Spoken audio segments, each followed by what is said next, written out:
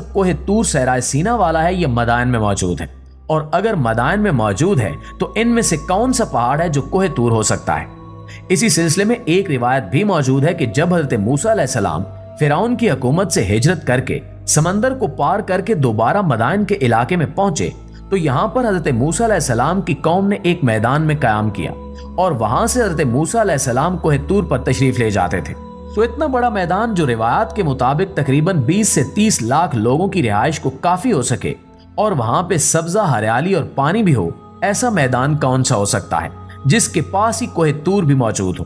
तो ऐसे चंद माहिरीन अर्जियात ने सिलसिले जबलुल लाज जो मौजूदा सऊदी अरब के इलाके मदाइन में मौजूद है इसको दरियाफ्त किया। तो वहां इन्होंने पाया कि इस वादी में एक बहुत बड़ा मैदान मौजूद है और वहां पर सब्जे के आसार भी हैं। हजरत मूसा अलैहिस्सलाम का ये वाकया जितना पुराना है और साइंसी तहकीकात के मुताबिक इतना ही पुराना इलाका अरब का मौजूदा इलाका था जो बड़ा सरसब्ज़ो शादाब और दरियाओं, नदी नालों और चश्मों का हामिल था।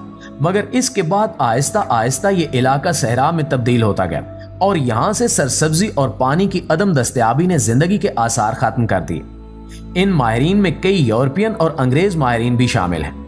इन्होंने अपनी तहकीकात में इस बात की तरफ इशारा किया है कि सिलसिला जबलुल लाज में मौजूद जबलुल मुकल्ला ही दरअसल कोहे तूर है, जहां पर हजरत मूसा अलैहिस्सलाम अल्लाह रब्बुल इज्जत से कलाम फरमाया करते थे।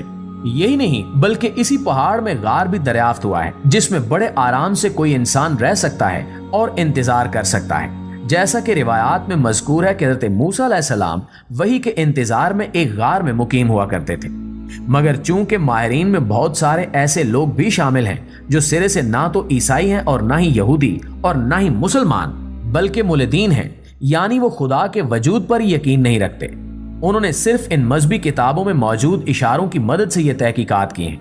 इसलिए ईसाइयत और यहूदियत दोनों मज़ाहिब के बड़े बड़े पेशवाओं ने इन तहकीकात को दुरुस्त तस्लीम करने से इनकार कर दिया है। इनके मुताबिक हम उन मुल्दीन की तहकीकात को नहीं मानते और हम इसी पहाड़ को कोहे तूर या जबल सीना समझेंगे जो मिस्र के सहराए सीना की पट्टी में मौजूद है।